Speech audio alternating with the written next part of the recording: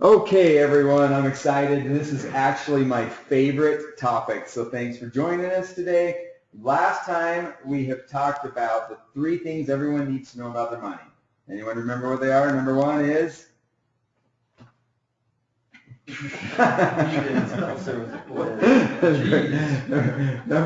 number one is taxes and the impact of taxes on your money. Number two is the impact of Time. Losses. The impact of losses on your money. And then last time we had Doug talk to us about fees. Okay, so those are the three things that I believe everyone needs to know about money in general and how it works. And so number one, taxes and the impact of taxes. You could get a 10% return, but if you're paying 40% of that gain in taxes, then it's really like a 6% gain, right? So you got to understand how taxes affect your investments and affect the returns. Number two, the impact of losses. We talked about getting a 25% average return, but if you go down 50 and up 100, it's an even, gain on your money. So the more you lose, the more you have to gain to get back to even. So that's also extremely important. Doug spent an entire session just on fees because that's how important fees are in understanding a lot of the hidden fees and a lot of the fees and sometimes the timing of the fees and when they come out, whether they're coming out during distribution at their peak or whether you get them out of the way in the beginning and things like that. So obviously a huge part of your money is fees. Now, of course, that's a lot going to depend on individual products, and each individual product will have different fees, but that's something you also need to understand. Notice that we haven't talked about interest rates because it's our belief that we can do more good by helping people avoid the losers than by picking the winners. So just by getting this amazing rate of return on your money, that doesn't factor in everything. So it's not just about rate of return, which is why we focus so much on taxes and the impact of losses and fees. And then today, what I'm extremely excited about is my favorite topic, which is the private reserve strategy, because I believe there are two biggest mistakes people make with their money. And I have done them all long before I got into this industry. And every time I play with the numbers and remind myself of just how much money I have lost or how many wealth transfers I've transferred away over the years by not understanding these two concepts, it just makes me sick. So I'm very passionate about this topic today, which is the two biggest mistakes people make with their money. The first one is that they don't have access to it when they need it. How many foreclosures could be avoided if they had access to the money when they needed it, right? And so that is a big impact on your money is not having, or that's a big factor in your money is not having access to it when you need it. There are several stories that I could tell you, and we'll talk about some of them as we go. But life will always throw us a curveball, or it will always give us an opportunity. And either one of those scenarios is going to require access to money. And if you don't have access to money, you're going to end up paying 18% on a credit card, or you're going to end up cashing out a 401k or something like that, all of which is a major wealth transfer that could be avoided. So number one, having access to your money is huge. Number two, the other big mistake people make with their money is resetting compounding. Compound interest works best over what? Time. So if we can allow our money to grow uninterrupted, then of course we're going to be that much further ahead. Does that make sense? Okay, so how do we do this? Well, we do this through what we call the private reserve strategy. Some people call it a banking concept, but we're not a bank, so we call it the private reserve strategy, but it's the same concept, and it uses similar techniques, I guess, to what a bank uses. But the whole idea is to have having access to capital when you need it, okay, by still providing uninterrupted compounding. Okay, that's the key. So we want our money to grow uninterrupted because the second mistake we make is we reset compounding all the time. So we want our money to grow uninterrupted, and then we also want to have access to it when we need it. So we're going to avoid the wealth transfers I talked about, which is, of course, credit cards, cashing out 401ks, things like that. And then by doing so, we'll have this access to money. Now, the key principle to this is a concept called collateralization. How many of you have heard of collateralization? Online, anyone heard of collateralization? You can respond on your chat session there. So collateralization is going to be a huge part of this. What does collateralization mean? You give something important to yourself, to somebody, so you can get something. That's exactly right. She said give something important to somebody else so you can get something in return. A lot of times we use our credit as collateral to get a loan. We use our house as collateral to get a mortgage, or a car as collateral to get a car loan. Okay, and we're going to be talking about putting your money in a position where we can use it as collateral to use somebody else's money. So that's kind of the idea of the personal or the private reserve strategy. Now, to get started, this is what we call the personal economic model, which is basically everyone's financial situation in a very manly drawing. A lot of people say, if you say, what does this look like? A lot of people say something a man would come up with. But this is definitely a lot of tanks, a lot of valves, a lot of pipes, a lot of things that a lot of guys like. But what this represents is this represents your money. So this here, as we can see, represents our lifetime capital potential.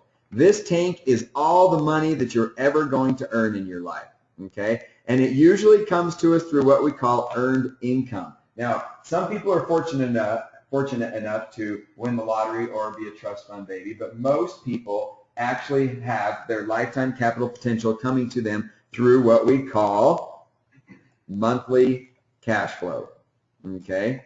Now, as that money comes to us through monthly cash flow, we have the biggest expense we're ever going to have in life, which is what? Taxes. Okay, taxes. So we have this tax filter, okay, where some of the money comes out of this tax filter. Then we have this lifestyle regulator, which basically determines how much we spend and how much we save, because whatever we don't save comes through our current lifestyle, and it is gone and gone forever. Can you ever get any of that money back that you spent? No, gone and gone forever. So what we have to do is we have to pump some of that up under what we call our future lifestyle tanks, which would be either a risk or safety valve. Okay, now what we do is over here on the risk side, that would be things like 401ks, real estate, stocks, bonds, you know, anything that has the potential to lose money. Now, of course, we've talked about the impact of losses, so we want to manage that and we want to control that. But generally speaking, we are trying to get a good rate of return, you know, or we're trying to grow our money as best as possible on the risk side. You've always heard the higher the risk, the higher the reward. Well, sometimes that's not always true, which we can talk about in another time. But the idea in general is to grow that tank as much as possible. Now, one thing that I think is really cool over here is that some people have what we call this qualified plan. Okay. Now, this qualified plan, where's my, hold on, I got it on my screen. There we go. This qualified plan would be things like our 401ks, our 403bs, our SEPs, our simples, okay, things like that. And what we do is we get to bypass what? The tax filter in the beginning, and we're able to fill up our investment tank with that qualified plan contribution. But how much of that money, if we fill up that tank, if we fill up that entire tank with just a qualified plan, how much of that money belongs to us? All of it or just some of it? Just some of it. Just some of it. And who owns the other chunk? The government. The government owns the other chunk. So that red section in that tank represents the part that is owned to the government, or that belongs to the government. Now, we were able to bypass taxes in the beginning and get all of that money from our earned income into that investment tank, but eventually that has to come out through the tax filter. So really, are we getting rid of taxes, or are we just postponing them until later? We're postponing. Okay. We're postponing them until later. So a lot of times people will, when I ask people for their net worth, when I ask people for how much money they have here, here, here, and here, they always say, well, I have $100,000 in my 401k. Now, I understand why they would say that, and we're not going to necessarily nitpick on that, but do they really have $100,000 in that 401k? No. No. So they actually have a liability. Now, a lot of times people don't think of their 401k as a liability, but a portion of that 401k is a liability. Now, could that liability increase? Yes. Yes. So if taxes change, a percentage of that could change, which means your liability actually increases. That's exactly right. Okay, so that's the risk tank. Now over here on the safe tank, we are programmed to think about safe tanks as a savings vehicle or a bank account or a savings account in the bank. Now, what rate of return are we currently getting on savings accounts? Maybe a point. If we're lucky, right? So we're getting very little interest or gains on our money in the savings account. Now, however, even that little gain that we are getting, do we have to pay taxes on that? Mm-hmm. Absolutely. So all the growth that we have on that savings account, we have to pay taxes on. Now, here's the problem. What's the second mistake everyone makes with their money? Resetting compounding. So what do we do when we need money? Where do we go? So your savings account. Okay. And what do? We drain the tank. What does it take in order to refill that tank? More money. More money, which means it has to go through where? Your tax filter. The tax filter. Then it has to go into the safe tank, and we still pay taxes on the gains in the safe tank if we're talking about a savings account. So A, we're not getting a good return. B, we're paying taxes on what return we do get. And C, every time we drain it and refill it, we have to pay taxes again on the money before it goes in. Does that make sense? Yeah. So the two biggest mistakes, number one, we don't have access to our money. Number two, we keep resetting that compounding. Now here's what happens. This is what most safe tanks look like. Right? Okay. It goes up and it goes down. It goes up and it goes down. Now here's what happens is when it's down is when life throws us a curveball. It's just the way that it is, right? So now if I could go below that line there, what do we have? What do we call it? Credit, debt, okay, things like that. And now not only are we not getting that 1% anymore on our savings account, but now we're actually paying 18% to somebody else. Okay? So obviously that hurts, and obviously that's what we call a wealth transfer, is when we're actually, paying somebody else more interest than we could ever dream of earning ourselves. And here's the crazy thing. Do they experience the impact of loss on that 18%, or is that just a nice, steady line? Okay, nice, steady line of 18%. So, of course, they understand that principle. So here's the whole strategy, and then we're going to go into this in a little bit more detail. But our goal is to build up this tank, and what we call, Don Blanton coined the phrase collateral capacity. Okay, so this safe tank here, the money that's in that safe tank, I like round numbers, so let's just say that we've built that up and we have $100,000 sitting in that safe tank. Now, I'm not saying it's in a savings account, okay? I'm just saying it's in a safe tank. It's in something that is protected, that has a lid on it, that is not going to lose, okay, money. So it is in a safe tank and it is growing. Now, yes.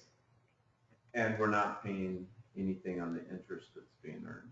Depending on where it's at. Yes, that's correct. We might not. Saying that, right? No, not yet. But we might. But in depending on the scenario that we use for that safe tank, we might not be paying interest on that. But we're going to come back to the features of that safe tank because that's something we're going to want to know. But for now, let's just say that it's in fictitious financial institution X. Okay, and the money is there and it's growing. The rate of return that it's growing at and the taxation of it, we're not quite concerned about yet. All we know right now is that it's safe. Now, here is the strategy. This tank over here represents borrowed money. Okay? So, you can see there. Okay, that represents borrowed funds. Now, what am I doing with this illustration here? What is it doing to my safe tank? It's taking money from it. It's not taking money from it. It's using it as what? Collateral. That's exactly right. Okay, so now we don't want to drain our tank. And I love the analogy of you're getting ready to run a race and you're at the starting line and you notice all the coolers with the drinks and everything right there at the starting line. And you take off and you're running down the road and you're in about a mile into this half marathon, let's say. All right, and about a mile down the road, you start to get thirsty. And you think, I remember there was some water at the starting line. If you turned around and ran back to the starting line to get a drink every time you got thirsty, would you ever finish the race? That's a long race. No, you wouldn't finish that race. So the safe tank that's green there represents my savings that has been built up. I've got $100,000 in there, and now I need $40,000 because there is a killer. Does that look about 40,000? There we go. There is a killer opportunity to start a new business, our favorite place in the summer is the Snow Cone Shack. It's the best snow cone in town, and we go there probably 3 times a week. And the guy clears probably $200,000 a year or a summer just on the Snow Cone Shack. And all it takes is about $40,000 to start a Snow Cone Shack. Is that a better rate of return than over here in my risk tank? Or could that be part of my risk tank, right? It's a business, it's a risk, but could that be a part of that tank? But what do I need in order for that opportunity to happen? Money. That's right. I need access to money. Every time there's an opportunity that comes along, I need access to money. Has anybody ever heard of a good deal in real estate? Maybe let's say in 2008, when you heard about a condo being, sold for a fraction of what it was worth. Would that be nice to have access? We've got our real estate coach in the back shaking his head saying no. Single family. Single family. Okay. So let's say we've got a single family unit that we think is a great opportunity to get some passive income through some rental property, right? And let's say that the market is down to where we could get that on a fire sale. Okay? What does it take? Money. Or collateral capacity. Okay? So then I use my collateral, I use my money as collateral, and I borrow someone else's money. Now, we're not getting into the details of that yet, but I just borrow somebody else's money. But what does that allow my money to keep doing? Compounding. Okay? So, basically, we are allowing our money to continue to grow and compound over time, and we're using somebody else's money. That, in a nutshell, is the idea. Now, there are lots of things that are going to come up over the years, okay? Under our lifestyle here, let me turn this on. Under our current lifestyle, there are lots of things that are going to come up. This could apply, this collateral capacity and borrowing somebody else's money and using our money as collateral. We could do that for a number of things. We could use that for buying cars.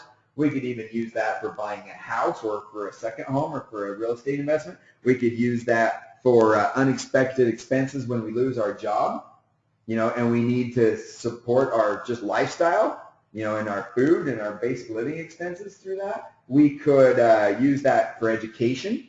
Now, we have a training coming up that Doug is going to do on college funding that will blow your mind. That if you use this strategy that we just talked about to fund college, can you use other people's money? Can you use borrowed funds to fund college? Mm-hmm. What do they call it? Student loans. Yeah. Right? Have you ever heard of a student loan in the 3% range? That's a pretty good deal. It's not bad if you can borrow somebody else's money, okay, for maybe less than what you're earning on your money, and that money allows, it's able to continue to compound. That's a big deal. So we will talk about that coming up. But all of these unexpected expenses, now when you lose your job, how easy is it to get equity out of your house? Would you qualify for that loan? No. Okay. How easy is it to get money out of your 401k if you're not 59 and a half yet? 10% plus all the fees and everything else, right? Yep. So you're going to get about half of it. Okay. So anything that comes along. Now we're going to talk once again about the features of that tank later, but let's just kind of go on now as you get the idea of where we're trying to go with this. Okay. So that is the private reserve strategy. Now, there are a lot of transfers that we could avoid in life, but we're always going to finance everything it is that we purchase, okay? So we are going to either finance it through someone else or we're going to self-finance it. Now, if you pay cash for a car, did you finance it? Yeah. Okay, yes. Why? Because you're losing the interest you could have made on that money. That's exactly right. So a lot of times people think, oh, I didn't finance it, I paid cash. But we have what we call opportunity cost. Opportunity cost is money that we could have been earning had we not paid cash, okay? Now, a lot of times, yeah. If you pay cash for a car in today's interest rates, it will cost you more. Mm-hmm. Yes. Yes, and what he said was if you pay cash for a car in today's interest rates, it's going to cost you more. Because what's the interest rates that we could get on a car these days? Somewhere around 3%. 3, 4 even, right? Okay, so now if we could show you a way to get a good safe 6% even on that safe tank, would it not be better to use somebody else's money than to use our own money? Because if we paid cash, then we would have basically self-financed it at 6%. if that's what we were getting on our safe tank, right? Okay, now, the other thing is that there are several of these wealth transfers, like maybe paying cash for a car could have been a wealth transfer, right? That could have been money that we could have kept, that we could have had in our control, okay? I'll never forget a client that I was a day late, dollar short to. They had inherited some money, and they were so excited, younger couple, just getting ready to move, so they paid a huge chunk down on their house. They had about $200,000 in inheritance. They paid a huge chunk down on their house, and they bought 2 cars with cash. Sounds like a good idea, right? To the average person, you got a low mortgage payment now. You have no car payment. All right. Now, there are 3 things you need to know about money. The first one is what? Taxes. Does that apply to inheritances? Yes. Yes, but they didn't know that. Okay. So after they had already spent all that money, then they come tax time, and their accountant says what? You owe You owe about 50 grand in taxes, is what it ended up being.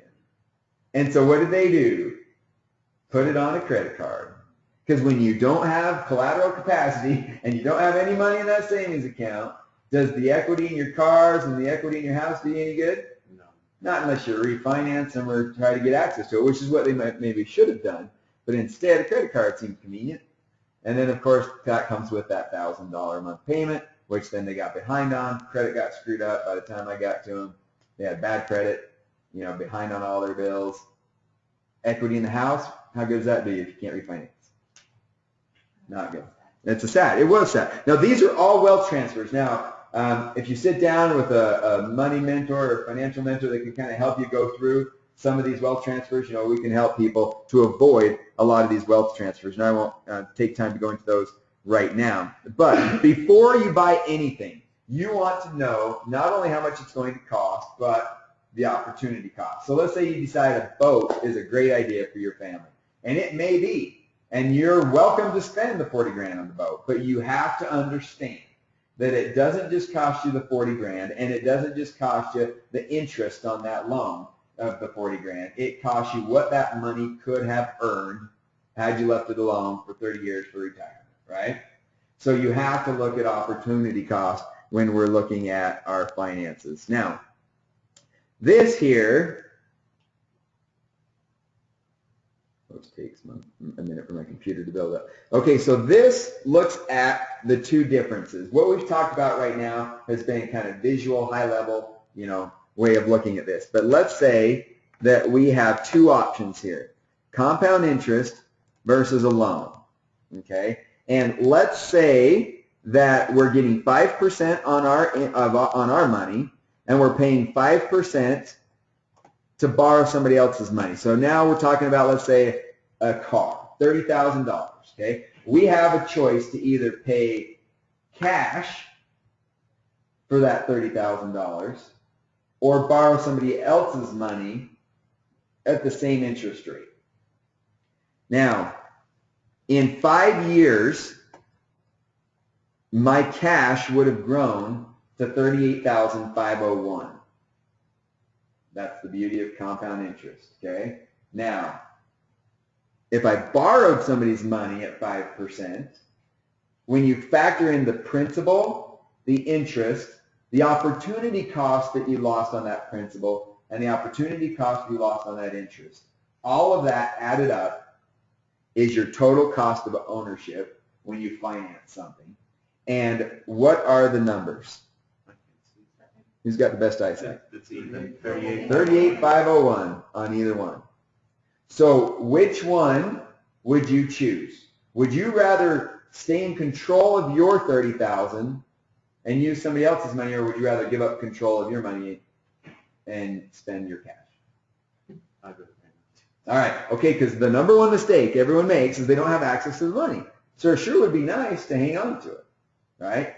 Now, what if we could get a 6% return, and what if we could finance it for 3%? Now which one would you choose? 40,000 versus 37,000. still finance. All right, we would still finance it, even more so now. And if we drag that out over time, does that make a difference? Okay? A very significant difference. Okay, this is where I say it hurts, because guess what? Before I got into this industry, I thought it would be a great idea to start a company. Okay, it was a climbing company. I loved climbing. It seemed like a great idea. And I was young. I was in my 20s, and I had 40 grand in a 401k, and no one would borrow me the money. So what did I do? Cashed it out. So how much did I get? 20. Okay, so I started that company with $20,000, thinking I have plenty of time. I'm going to be a millionaire. This company is going to go big. Right? Did the company go big? No. Okay. All right. Okay. So what would that money have been if I would have left that alone? But more importantly, here's the best part. What if I could have left that $40,000 alone? Okay. And I'm going to show you this. What if I would have left that $40,000 alone and used 20,000 of it as collateral to secure the loan, right?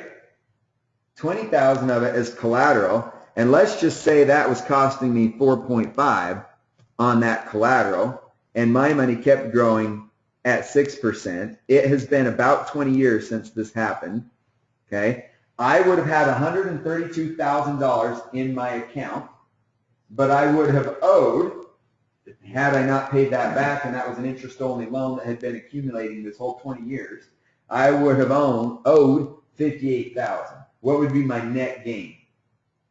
Close to 70. Okay. What is my net gain today doing it the way that I did it? 0. Okay. So is that a strategy that could help avoid a $70,000 wealth transfer? Yes. Does that make sense? Okay. I want to comment because you're. Yeah. Go ahead. Oh, you're fine. Sure. Yeah. Well, here's the only thing. Under the 401k scenario, you can't borrow against all of it. In other words, all that you can borrow, but all the money won't be working. In a 401k, if you have 40,000 and you borrow 20, you only have 20 working for you. In the private reserve strategy, you have all the money working for you. That's a big deal. That's perfect, and that is a big deal, and that's why up on the top, right, we've got the full 40,000 cruising at 6%, right? And that wouldn't happen If you borrowed half of it, that would not be happening. That's exactly right. Under the private reserve, it would. Exactly. Because in my scenario, I took the 40,000, I cashed it out, paid the IRS the other 20, and I got 20 that I spent on the business, and it went under, right? Or I did sell it, basically broke even. But tuition, it was an education. That was my tuition in life. Okay, but yes, and I'm glad you brought that up, because in a private reserve strategy where we can use our money as collateral, then that entire balance, that entire 40,000 can keep growing. And we will talk about how to have an interest-only loan to where even if I didn't make a payment, yeah, it would have grown to a $58,000 loan, but if there's a spread on the money that I'm making versus the money that I'm owing, then I'm money ahead. That's a very, very big deal, and something that a lot of people, don't stop to think about when it comes to borrowing money. Now, there's a lot of ways to borrow and buy and pay for things. We can either be a debtor, which basically works to spend, he has no savings, or a saver who saves and earns interest and then pays cash, or a wealth creator, basically using this idea of collateralization. But let's just visually look at what this looks like.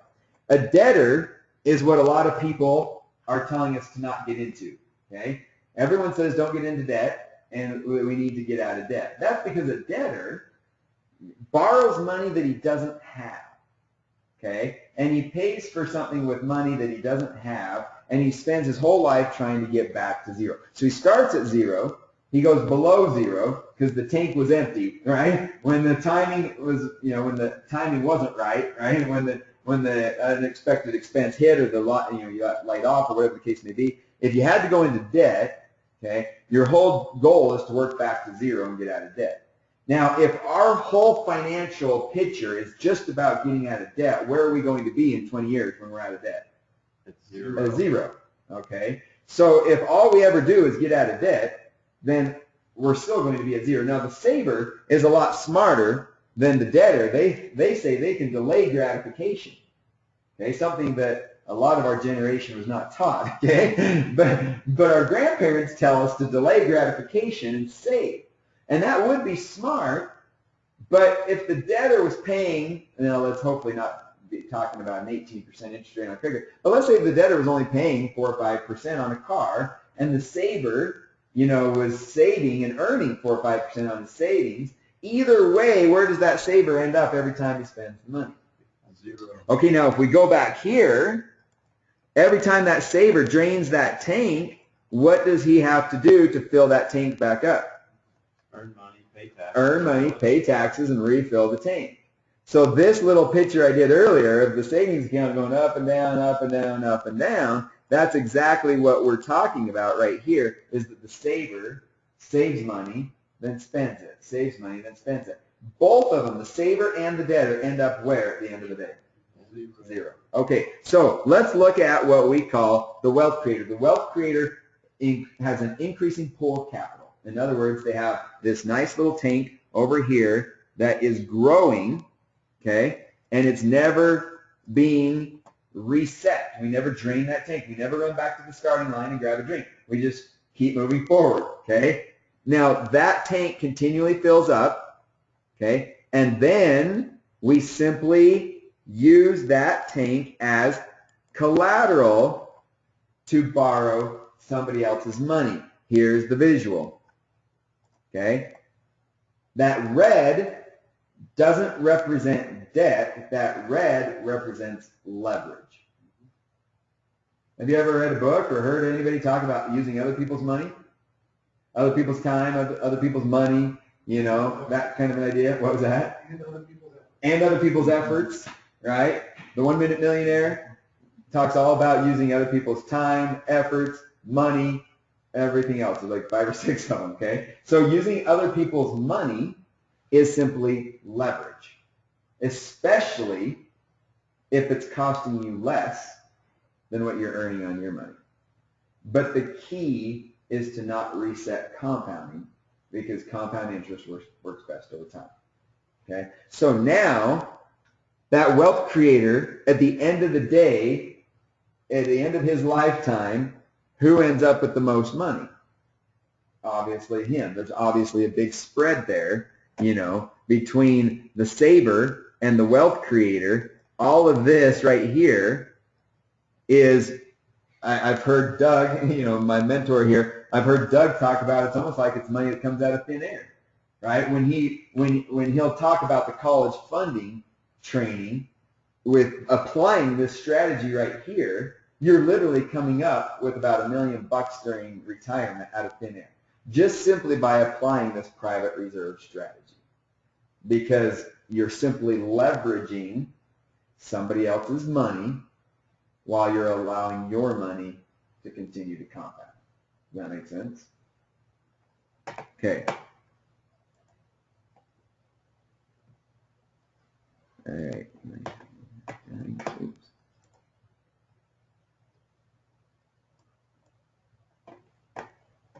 All right. Okay, so we already know the problem with debt, and we already know the problem with paying cash. I want to jump ahead real quick, because then we're going to wrap up.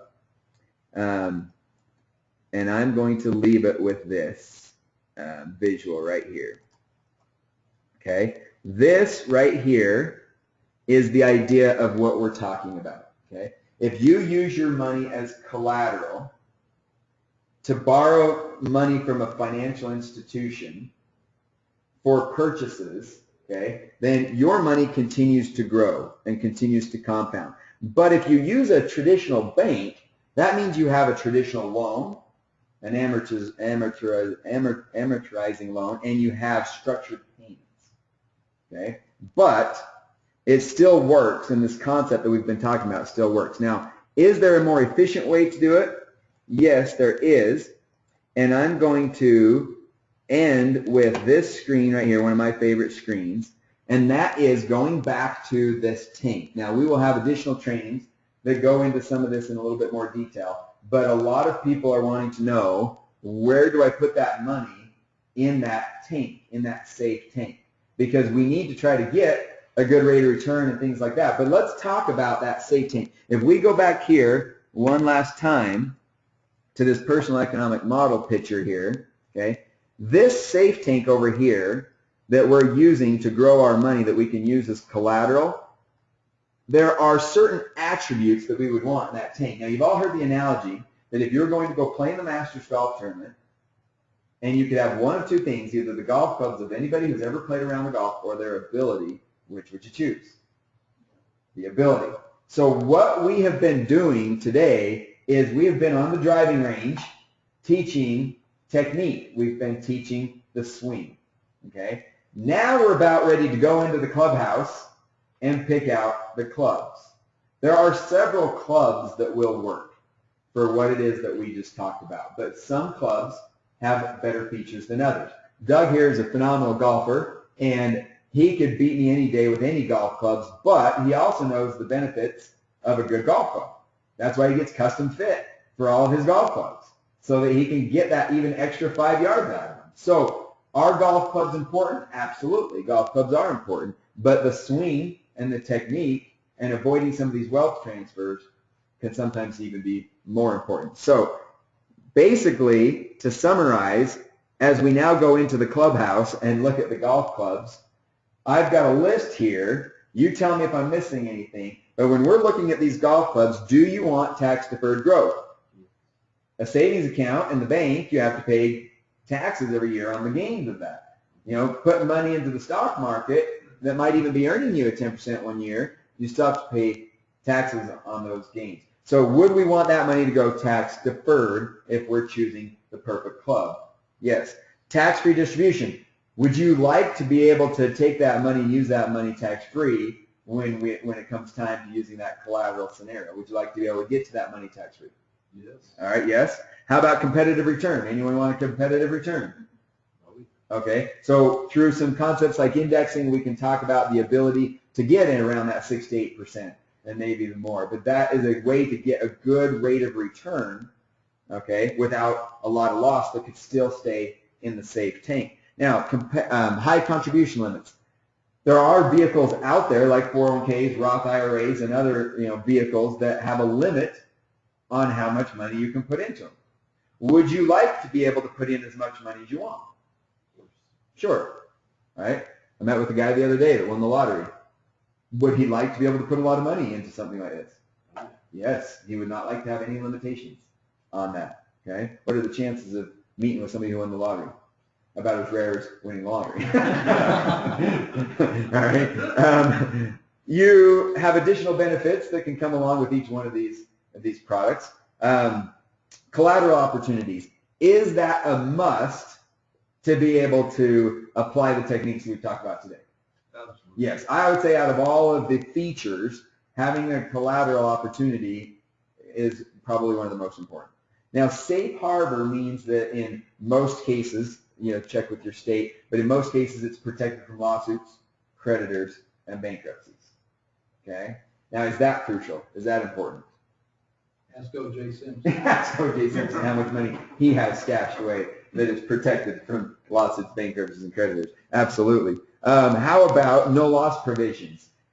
We've talked about the second thing everyone needs to know about money is the impact of losses. How many of you would like to avoid those losses? Right? Every 6 years since 1940 something, the average loss has been 33% in the market. So would we like to avoid those? Yes. Okay, so What's that stat again? I'll give it to you. I don't remember. Since 1946, the market has lost 33% every 6 years, an average. That's right. Is that about right? Every 6 years. To come back last And year, it took 5. Yeah, and it takes anywhere from 2 to 5 years to come back every time. Okay, so would we like to avoid that? Yes, that's why the second thing you need to know about your money is the impact of loss. Guaranteed loan options. How many of you have ever gotten denied? You don't have to raise your hands. But how many of you have ever gotten denied for a loan? Okay. Or how many of you have gone to one of those, your word is your credit, we'll finance everyone. And what's the interest rate? Yeah, they'll finance you for your leg and your arm and everything else. But would we like to have a guaranteed loan option where it doesn't matter what our credit is and it doesn't matter whether we're currently employed? That could be huge. Okay, so a guaranteed loan option would be huge. And an unstructured loan payment. How nice would it be, especially if you have an inconsistent income, how nice would it be to be able to skip a payment when life threw you a curveball? Okay? Or how nice would it be to be able to borrow money guaranteed for a real estate property that you sat on for 2 years, didn't make a payment the entire 2 years, then sold it and paid back the loan with the sale of that property. That's what you call an unstructured loan payment. Means that you can pay it back when you want. Okay? So my scenario, starting my company, if I would have taken 20 grand, right, as an interest-only loan that I could pay back when I wanted to, then that sure would be nice. Okay? Unstructured loan payments are huge.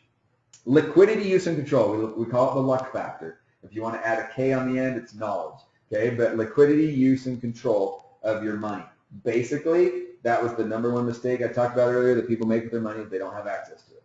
You do not want your money to be tied up when you need it. Okay? Now, can you have some of your money tied up? Sure. But do you need to have access to some of your money as well? Then yes, and that's the private reserve strategy. And then, of course, deductible contributions. Well, that would be nice too, right? But if you're going to deduct the taxes, have it grow tax-free, and pull it out tax-free, you're going to have to live somewhere where they can't find you. Okay? Because generally speaking, you can only get 2 of the 3. Take your pick. Okay? But that's about the most you're ever going to get. So you can't have all of those features, but wouldn't it be nice? Okay? And then to close up, you see the options up at the top, a 401k, money markets, your CDs at the bank, your margin accounts, which would be any kind of market type account, stocks, things like that, a home equity line of credit, and a very specific, very customized type of life insurance. And we'll end it with that. Any questions? All right. Okay. Any questions online there? Before we wrap up.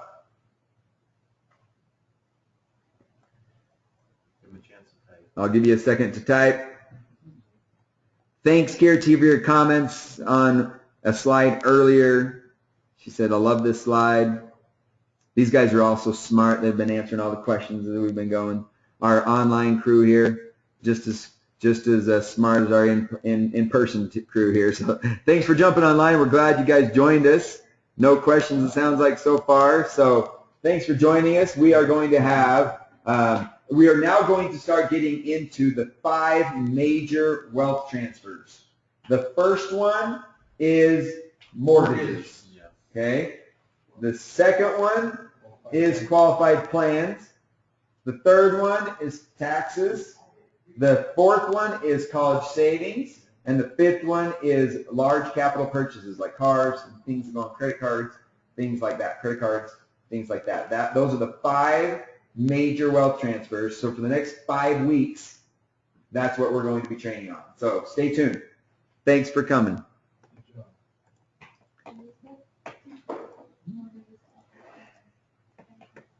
How many was on the line?